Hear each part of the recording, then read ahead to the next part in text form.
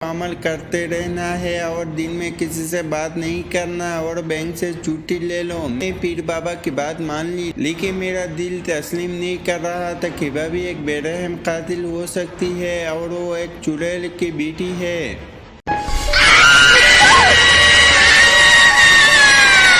रात का वक्त तब फोन पर रिंग आया। मेरे आंख खुल गई। ये इत्तला मिली कि भाभी सना अस्पताल से फरार होने में कामयाब हो गई है और उसके बारे में कुछ भी मालूम नहीं हुआ।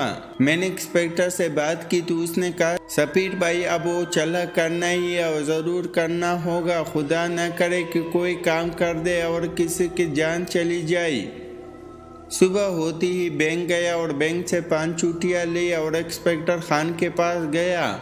मैं पुलिस स्टेशन चला गया। वो मेरा इंतजार कर रहा था। खान ने पूछा कि छुट्टी ले ली है। मैंने कहा हाँ जी। जिस पर खान ने कहा ठीक है, चाय पी लो, हम सना भाभी के चचा के घर चलते हैं। ठीक है, मैं तैयार हूँ।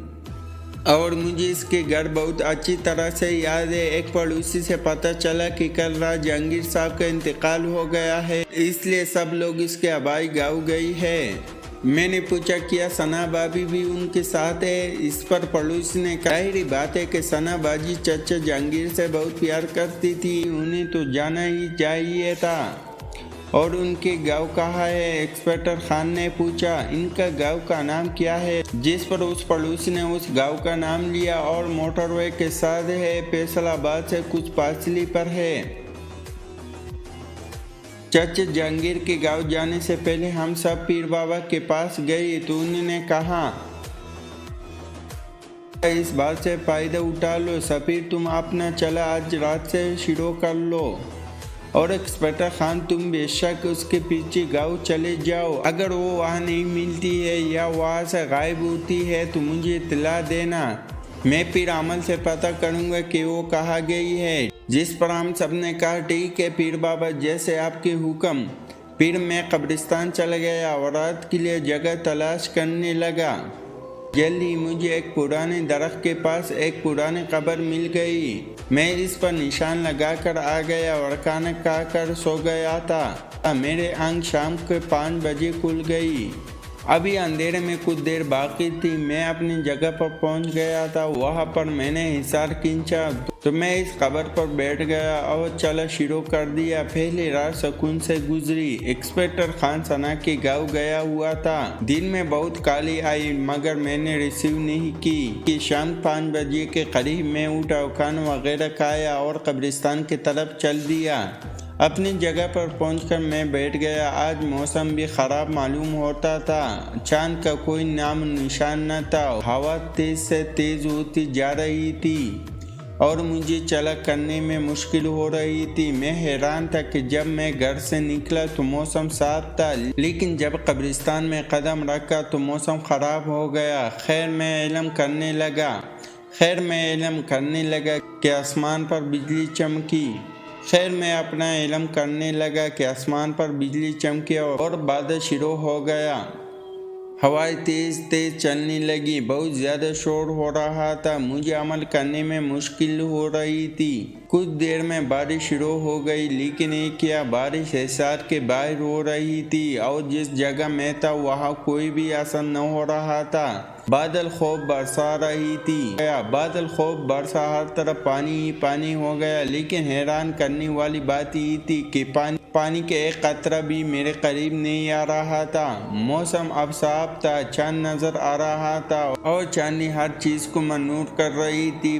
बादल कशोर थम चुका था और अब मुकम्मल खामोशी थी। मैंने अपना अमल जारी रखा था। सुबह होने से कुछ पहले मुझे इंस्पेक्टर खान अपने पास आता हुआ नजर आया। खान ने कहा, सफीर ये अमल ये चला छोड़ दो। हमने सना को मार दिया है, अब वो मर चुकी है। लेकिन उस वक़्त मैं होश में था। मुझे पीर बाबा वाली बात याद थी। मैं भला चला कैसे छोड़ सकता था? मैं मुंगन रहा। खान ने कहा, उठ जाओ मेरे दोस्त, क्यों लेट कर रहे हो? आओ मेरे साथ, मेरा हाथ पकड़ो। खान ने मेरे तरफ हाथ बढ़ाया तो इसके मुंह से एक चीख निकल गई। वो गायब हो गया। मैंने खुदा का शुक्र अदा किया। मैंने कोई गलत कदम नहीं उठाया। صبح ہوتی ہی میں گھر لوٹ آیا اور کھانا کھا کر سو گیا۔ شام کو اپنی ٹائم پر اٹھا اور اپنا سخت امتحان ہونے والا تھا اور میں اس کے لیے تیار تھا۔ میں نے آج مغرب کی نماز قبرستان کے پاس ادا کی تھی، کیونکہ پہلے میں گھر میں ادا کر جاتا تھا۔ چلا میں نے اپنی ٹائم پر شروع کر دیا۔ وہ تقریباً آدھی رات کا وقت تھا جب مجھے دور سے کسی کے قدموں کی آہٹ سنائی دی۔ کوئی سفید سب میرے طرف آ رہا ہے۔ قریب آیا تو میں نے دیکھا کہ وہ ثنا ہی ہے۔ انہوں نے بہت معصوم صورت بنائی ہوئی تھی اور مجھ سے معافی مانگنے لگی۔ سفیر بھائی مجھے معاف کر دو، میں جتنا چاہتی ہوں، میرا وعدہ ہے آئندہ میں کسی کو نقصان نہیں پہنچاؤں گی۔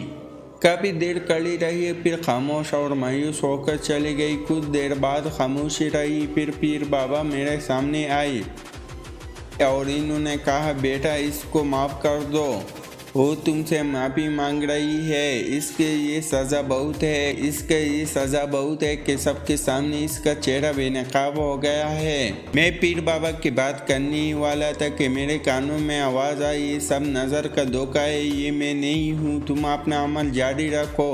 پھر وہ پیر بابا بھی وہاں سے چلے گئی۔ میں اس چکر میں تھا کہ چلا کسی طرح پورا ہو، اور صبح ہونے سے پہلے قبرستان میں ایک شور مچا۔ قبروں سے مردے نکلنے لگے، درخت ٹوٹنے لگے، پرندے چین ہو کر ہوا میں اڑ رہے تھے۔ کچھ درختوں کو آگ لگ گئی، پرندے جین ہو کر ہوا میں اڑ رہے تھے، کچھ درختوں کو آگ لگی تھی۔ جس قبر پر میں بیٹھا تھا وہ بھی مسلسل تڑپ رہی تھی اور مجھے اپنا عمل کرنے میں مشکل ہو رہی تھی۔ پھر میں نے دیکھا کہ ثنا بھابھی کے ساتھ چند اور لوگ میرے طرف آ رہے ہیں، جن میں میرا مرحوم دوست اکبر بھی تھا۔ انہوں نے مجھ سے کہا ہم نے ثنا کو معاف کر دیا ہے، اب تم بھی اس کو معاف کر دو۔ میں نے ان کی ایک بات بھی نہیں سنی تو وہ غصے میں آ گیا اور مجھ پر قبروں سے پتھر اٹھا کر مارنے لگے، لیکن کوئی بھی پتھر مجھے نہ لگا، سب قریب جا کر گرتے رہے۔ کچھ دیر یہ عمل جاری رہا، پھر سب مردے میرے پاس آنے لگے۔ وہ پرانی قبر بھی مجھے پریشان کر رہی تھی، جس سے کسی بڑھیا کی آواز آ رہی تھی۔ میں نے آنکھیں بند کر لی اور عمل جاری رکھا کہ اچانک سب شور ختم ہو گیا۔ میں نے آنکھیں کھولی تو ثنا چڑیل کی بیٹی بے ہوش پڑی تھی۔ دور سے مجھے انسپکٹر خان آتا ہوا دکھائی دیا۔ اب صبح ہو چکی تھی۔ انسپکٹر خان نے بے ہوش ثنا پر فائر کیا اور اس کو ہمیشہ سے سلا دیا۔ میں حصار سے باہر نکلا۔ میں نے ثنا کی لاش کو تابوت میں بند کر بغیر جنازے بغیر غسل ہی دفن کر دیا، کیونکہ وہ نہ مسلمان تھی اور نہ ہی پوری انسان تھی، وہ تو ایک چڑیل کی بچی تھی۔ مجھے آج بھی اکبر کی یاد آتی ہے۔ اس واقعے کو 10 سال ہو گئے ہیں۔